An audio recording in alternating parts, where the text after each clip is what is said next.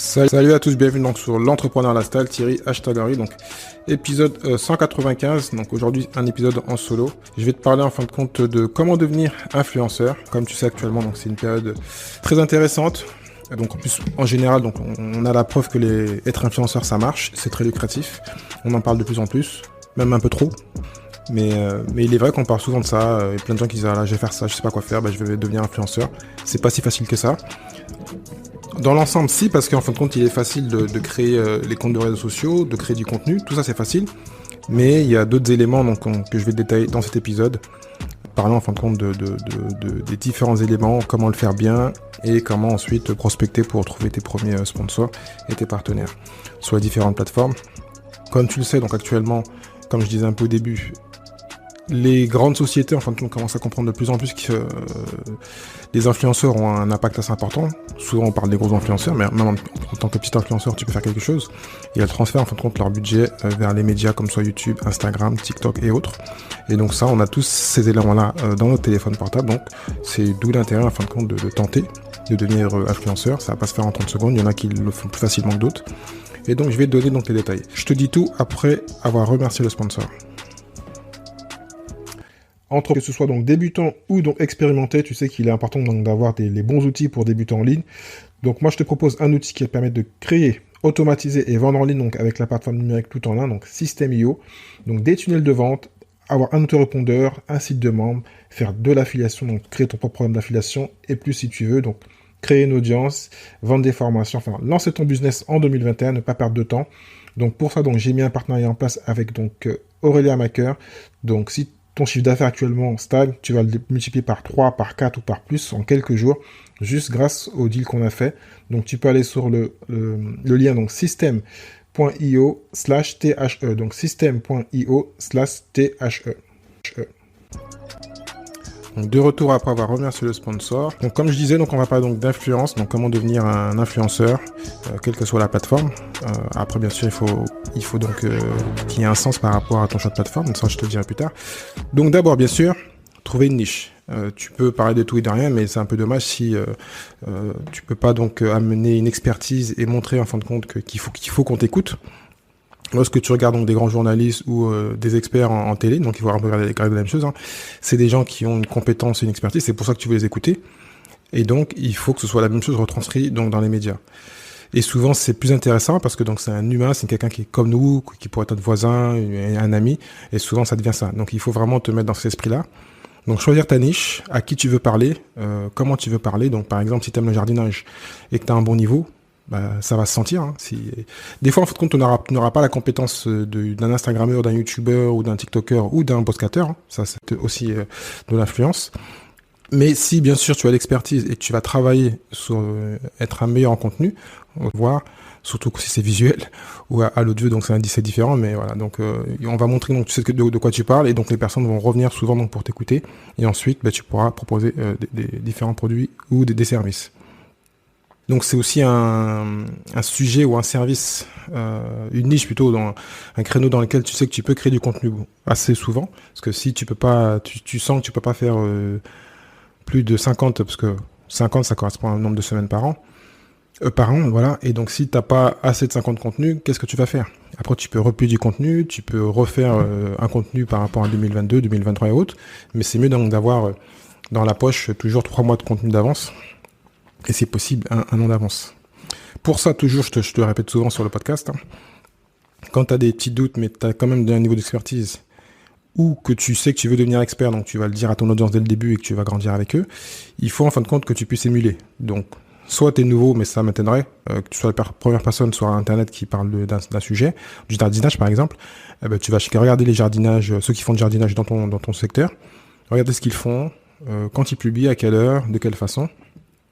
Et au contraire, après le but, comme je dis, on est émulé, c'est juste de s'imprégner, mais ne pas copier. Parce que donc, pourquoi beaucoup d'influenceurs ne réussissent pas? Comme c'est quand même facile d'entrer comme business, il faut être unique. Et si tu n'es pas unique, les gens vont se dire pourquoi j'écouterai lui, je vais écouter l'autre qui a le plus de vues.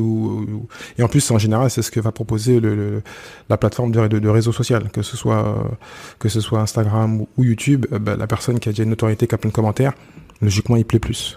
Il n'y a pas de risque, on va dire. Donc il faut donc trouver un moyen de se différencier. Faut pas tricher, hein. Si t'as pas les cheveux verts, tu vas pas te les mettre verts juste pour faire plaisir. Ça va faire un bon putaclic au début, mais est-ce que ça va tenir sur le long terme? Est-ce que ça va te plaire? Donc voilà, il faut trouver quelque chose qui est différenciant, qui font que les gens vont dire voilà, lui il est différent, il est pas comme l'autre, je l'aime bien, et voilà. Et automatiquement, donc ça va pouvoir te créer directement ton image de marque, et tu vas pouvoir donc avancer dans ta petite niche à toi, en ayant une communauté plutôt, on parle plus de communauté, hein, une communauté et une audience qui va te suivre juste pour toi et qui va te dire voilà, lui je l'aime bien, il est différent, je l'aime, voilà, je préfère lui à l'autre. Il faut donc souvent se mettre en opposition à son concurrent ou à son confrère, même si souvent tu vas le voir à la fin, c'est mieux c'est aussi bien donc d'être en bon terme avec toutes ce que tu peux appeler tes concurrents pour pouvoir travailler avec eux et prendre une partie de leur audience. Donc ensuite, tu as le réseau, tu as la niche, enfin tu sais ce que tu veux faire, ton créneau plutôt, et donc maintenant il faut créer bien sûr donc le réseau, donc choisir ta plateforme, que ce soit YouTube, Instagram ou autre. Et quand tu arrives sur les plateformes, c'est pas faire les choses au hasard, il faut donc tout de suite optimiser donc ta page, donc connaître comment ça fonctionne. Et bien choisir donc en fin de compte les critères indiqués donc dans ta bio. Créer aussi une stratégie, hein. Donc créer, je pense c'est pas un problème, hein. Tout le monde sait créer donc des comptes de réseaux sociaux, donc il faut bien le faire. Si possible, dès le départ, choisir une seule plateforme, pas en faire 30, hein. C'est aucun intérêt. Ou sinon faire 2 mais qui ont un lien, parce que c'est par exemple, là, j'ai souvent parlé, je vais en parler beaucoup donc de plateformes vidéo. Si elles sont vidéo, tu peux choisir entre Instagram et YouTube, qui sont les plus connus et qui ont fait leurs preuves, ou TikTok, parce que tu peux republier du contenu, et donc ça reste des plateformes qui sont proches. Donc le but, c'est pas juste de lancer la plateforme, hein, c'est donc dès le départ avoir une stratégie, donc savoir quand est-ce que tu vas planifier le contenu, tu vas publier le contenu, donc le planifier, donc décider à quelle fréquence, à quelle heure, quand publier, donc on va vraiment avoir une cohérence par rapport à ça, et comme je disais aussi tout à l'heure, donc il faut donc voir est-ce que donc tu veux publier au même moment que tes concurrents ou à un moment différent pour pouvoir capter une audience différente à un autre moment. Bien sûr, créer une biographie donc engageante, hein, donc mettre nom, prénom, enfin tous ces éléments-là, faire donc une vignette. Souvent, c'est plutôt l'exemple de YouTube, donc avoir quelque chose qui soit attrayant. Tu vas sur Canva ou d'autres sites, tu peux faire des choses très très propres. Sinon tu passes par quelqu'un qui est sur 5 € qui va te le faire pour pas très cher si tu n'es pas à par rapport à ça. Donc vraiment mettre aussi une belle histoire, quelque chose qui va engager, qui va faire comprendre, parce que souvent ce qu'on tombe en premier donc c'est la vignette, mais aussi donc la vignette ou les images, et ensuite donc la biographie, donc quelque chose qui soit clair et concis, qui soit vraiment tape à l'œil tout de suite.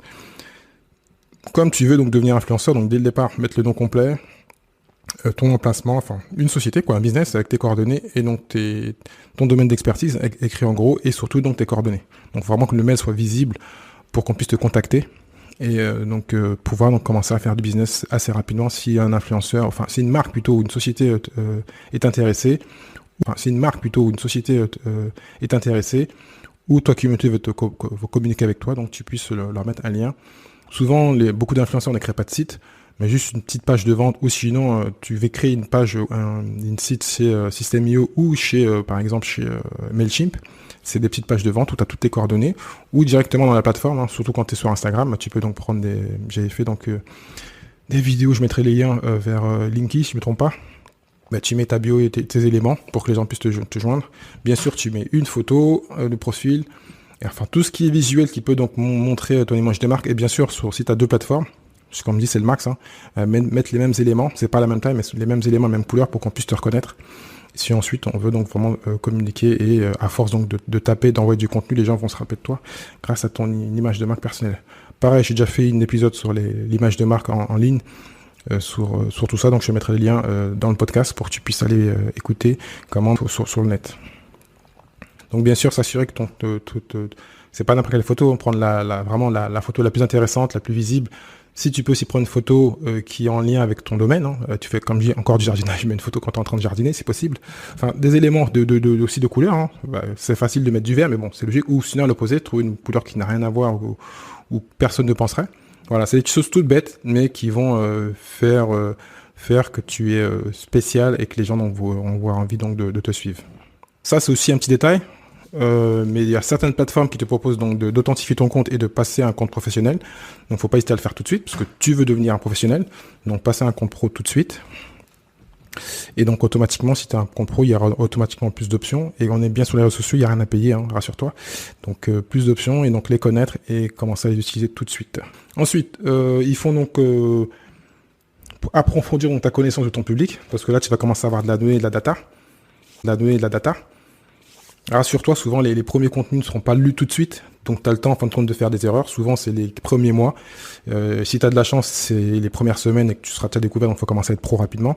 Mais souvent c'est après quelques mois, tu as juste quelques vues, pas plus, donc tu as le temps d'analyser et de faire des changements. Donc à l'opposé de ce que je t'ai dit avant, si tu veux changer donc d'heure de publication, ou tu peux tout changer, parce qu'en fin de compte, logiquement au début il n'y a pas grand monde qui t'a vu. C'est vraiment les premiers fans, donc tu peux commencer à leur poser des questions, à voir ce qu'il faut changer. Et à leur poser des questions, aller sur tout ce qui est data analyse, donc tu vas sur YouTube, Instagram, il y a toujours un système pour savoir à quelle heure les gens regardent, si c'est des hommes ou des femmes, avec quel âge ils ont, donc tous ces éléments il faut commencer à les étudier. Même si tu peux dire je n'aime pas, j'ai pas envie, au début il faudra le faire. Si après tu deviens un gros influenceur, tu peux passer par des partenaires et des managers qui vont faire ça pour toi. Mais au début, c'est à toi de le faire. Ça te permet aussi toi de connaître la plateforme et de connaître plein de choses. Surtout que les algorithmes changent souvent, donc c'est bien aussi de le connaître, de pas juste être quelqu'un qui crée du contenu, vraiment te fondre dans le business et savoir qu'est-ce qu'il faut changer. Parce que des fois, tu as des surprises. Hein. T'es tout content, tu vois plein de vues, à un moment il y en a plus, qu'est-ce qui se passe. Donc il faut savoir prendre le temps, une fois par mois, une fois par semaine, analyser les contenus, tes publications et autres. Surtout que tu vas voir, je vais le dire à la fin, tu vas devoir savoir l'expliquer aux partenaires, pas juste leur envoyer, ce serait bien de leur expliquer, de dire voilà, là j'ai publié ce qui s'est passé, et tout ce type de choses qui vont donc te permettre donc de voir comment évolue ta communauté. Pourquoi je parle de client, ta communauté, parce que aussi toi sur le temps tu peux aussi évoluer. Si tu fais 5 ans d'influence marketing, enfin de création de contenu, tu peux changer, ton audience peut changer, donc il faut aussi savoir le voir et donc tout faire pour créer des liens solides avec eux. Et donc dès le départ, comme je disais tout à l'heure, les premiers publics, donc les contacter, que eux en fin de compte fassent le travail, hein, qu'ils aillent chercher donc les autres abonnés en parlant de toi. Et plus il y a de commentaires donc sur une vidéo, mieux c'est, ou sur une publication, mieux c'est. Donc il faut donc dès le départ avoir vraiment un corps de 10-15 personnes qui vont vraiment te suivre souvent, à qui tu vas échanger. Et souvent, parenthèse, j'en ai discuté avec beaucoup donc de mes invités. Les premiers membres de ta communauté, s'ils sont en ligne et qu'ils aiment ce que tu fais, souvent c'est des gens s'ils sont freelance, ils peuvent travailler avec toi. Donc tu leur envoies un mail, souvent tu envoies un mail à ton audience, dis voilà, je recherche un stagiaire, je recherche une personne pour me faire ça. S'ils sont dans un domaine connaissent, qui est pas très loin, ils vont peut-être pouvoir t'aider, voire travailler avec toi. C'est vraiment un gros influenceur. Et tu auras donc les moyens de les payer et tu pourras travailler avec eux. C'est des gens qui entre parenthèses, t'aiment, t'apprécient, donc ils ont un grand plaisir à travailler avec toi. Donc maintenant on va commencer vraiment à créer et publier du contenu plus pertinent, parce que donc on a créé des premiers contenus, et donc là il va falloir donc être encore plus pro pour pouvoir aller chercher donc encore une autre partie des parties de la communauté. Donc bien sûr, pour devenir un bon influenceur, donc c'est publier des contenus qui est utile et pertinent pour donc tous ses abonnés et sa communauté, et toujours interagir, donc toujours donner des recommandations. Souvent on n'ose pas, mais on peut le demander pendant qu'on fait un contenu, ou sinon quand on a donc créé sa liste email, ce qui est très important. Hein. Donc créer sa liste email, on peut donc communiquer avec eux et leur demander ce qu'ils veulent, pourquoi, comment. Et souvent c'est aussi, j'allais le dire à la fin, mais souvent c'est aussi un moyen de savoir quel est le partenaire qu'ils aimeraient. Donc quand tu as vraiment une grosse audience, tu demandes à ce que vous vouliez que je vous fasse un tuto sur un partenaire, une revue, et automatiquement donc ça on peut le remonter, on a l'écrit, on a la preuve écrite, on le remonter donc à un partenaire quand on va le prospecter, et on va pouvoir donc faire valoir ça, dire que c'est pas même nous qui avons demandé, c'est eux qui l'ont demandé. Donc quand on a fait tout ça, c'est très bien, on a plein de contenu, on sait qu'on va publier tous les mardis par exemple, ou 2 fois par semaine. Et là, il faut faire une partie qui est le plus importante, c'est la promotion. Parce que c'est bien de créer le contenu, mais s'il n'est pas vu, faut pas penser que c'est Instagram, YouTube ou iTunes ou TikTok qui vont faire le travail pour toi. C'est à toi de le faire. Donc on part souvent de la règle des 20-80. Donc là, c'est 20% de création de contenu et 80% de promotion. La promotion, faut compter la partie la plus importante. Donc souvent on pense juste qu'il faut juste lancer le contenu, le laisser, mais c'est pas comme ça. Il faut vraiment faire le travail donc de promotion, qui peut des fois être chiant, mais on est entrepreneur, donc influenceur est entrepreneur, donc il faut le faire. Soit soi-même, soit quand on a les moyens, une audience et une personne, donc le faire par quelqu'un d'autre, qui est son assistant, qui va donc vous aider à le faire. Et donc l'un des meilleurs moyens en fin de compte de faire la promotion, c'est d'aller faire des collaborations et donc d'aller sur le podcast des autres, d'aller donc sur la chaîne des autres, l'Instagram des autres, enfin voilà, aller sur le contenu des autres et plusieurs. j'en avais déjà parlé, mais c'est ce qu'avait fait, bon là c'était pour une sortie de livre, mais c'est le même esprit, ce qu'avait fait Stan Leloup pour Marketing Mania quand il a sorti son livre Un empire dans son sac à dos. Il est passé sur je sais pas combien donc de podcasts et de chaînes YouTube. C'est ce qu'il faut faire aussi pour son contenu. Collaboration. Et en plus, automatiquement, je parle de concurrents, mais souvent on devient ami avec ces personnes-là, on a le même intérêt qu'eux. Donc après, c'est vrai que c'est plutôt l'intérêt pour nous, pour toi en tant que personne. Et donc il faut vraiment amener quelque chose d'intéressant.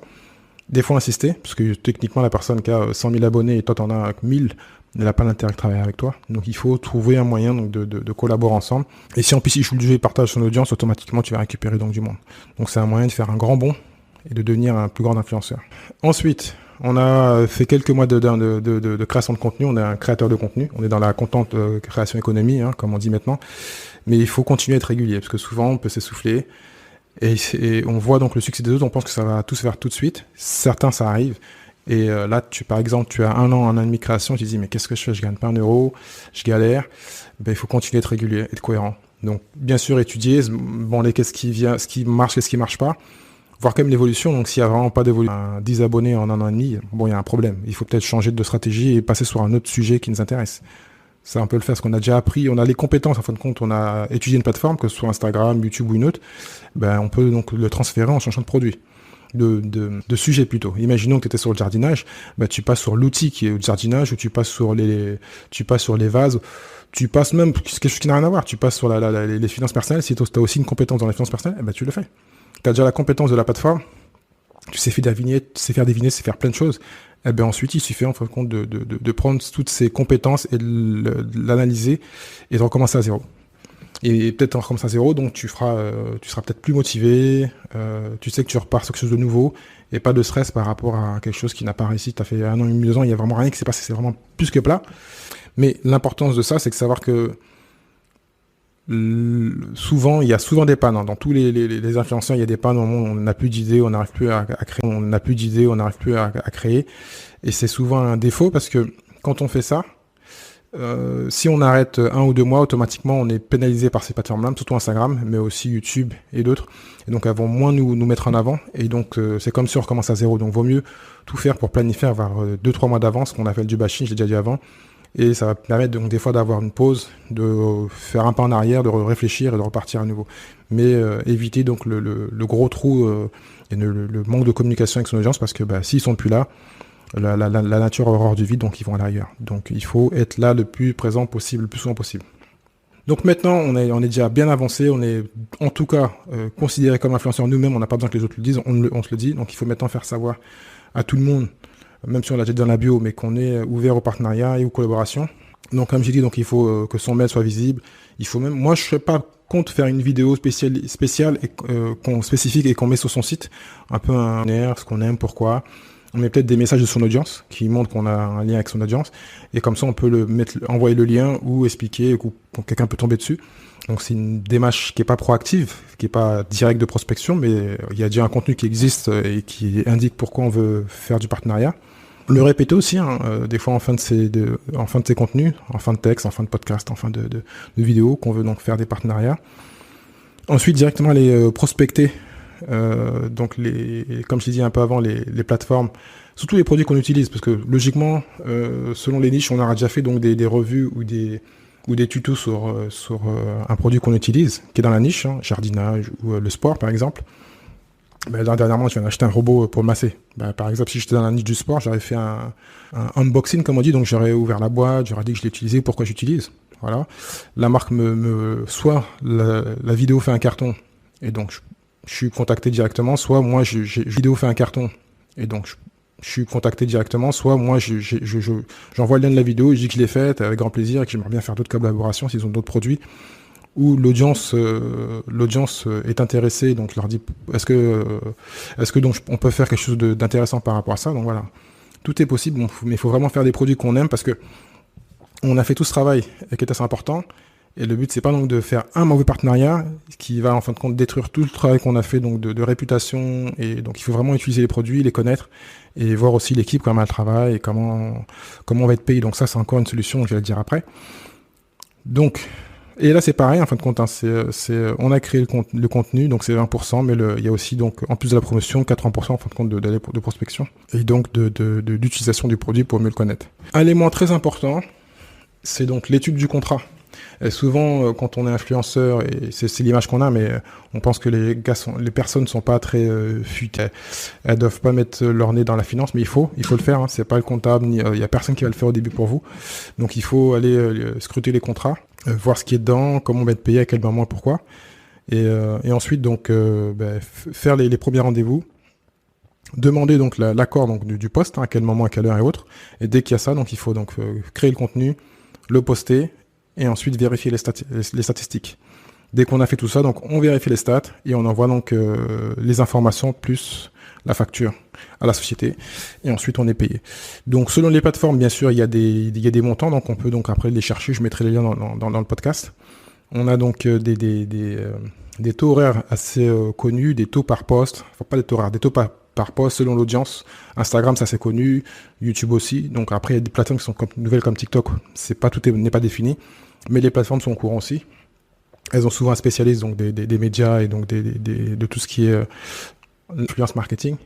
Donc il faut donc se renseigner, connaître ses prix. Des fois on peut aller au-dessus, hein. Quand on a une bonne audience, on a la preuve, on a un bon lien avec sa communauté et on est en train de grandir, on a les stats. On peut demander plus, pourquoi pas. Il y a vraiment beaucoup d'argent à se faire. Donc tout ça, il faut le connaître. Il faut pas juste être tout simplement créateur de contenu. Sinon, il faut créer une société avec quelqu'un d'autre qui fera cette partie-là, qui a peut-être moins de parts, mais qui lui, dès le départ, a décidé qu'il allait le faire. Et donc, vous le faites ensemble. Donc voilà. J'espère que donc cet épisode t'a intéressé. Si toi, donc pareil, tu veux devenir influenceur et développer donc ta communauté, ton réseau sur une plateforme et faire du business de façon plus cool, hein. On va dire influenceur, ça paraît cool, hein, même si il y a plein, comme je l'ai dit, il y a plein de gens qui échouent. Mais bon, pourquoi pas. Mais en tout cas, le ticket d'entrée est facile. Il te faut un micro, il te faut un ordinateur, un téléphone, et puis tu as commencé à avoir un peu d'idées et creuser en fin de compte ta personnalité, et tu peux le faire. Donc je mettrai les liens aussi vers d'autres podcasts pour t'aider en fin de compte à tout ce qui est Insta dessus, enfin des vidéos et des interviews. Donc ça va te donner des idées aussi, donc comment utiliser les plateformes et comment aussi gérer ta marque. Donc merci à toi, je te dis à très bientôt et donc n'hésite pas à commenter, à partager. Et si bien sûr tu veux être partenaire du podcast, tu vois, je fais ma même promotion où tu veux donc comparer ton produit, voilà, n'hésite pas à me contacter et puis on pourra donc en discuter. Merci à toi d'avoir écouté cet épisode de l'Entrepreneur Insta jusqu'à la fin. Si tu as aimé et que tu penses que cela peut aider ou intéresser quelqu'un que tu connais, donc partage cet épisode, like-le, commente-le et bien sûr mets ma note numéro 5 s'il te plaît. Donc cela va m'aider à continuer à pouvoir monter dans les classements de toutes les bonnes plateformes de podcast, hein, iTunes, Spotify, enfin tu les connais. Si tu souhaites donc recevoir les épisodes directement dans ta boîte email, envoie-moi un email à contact@thierry-6.fr, contact@thierry-6.fr. Je te dis au prochain épisode. Ciao ciao.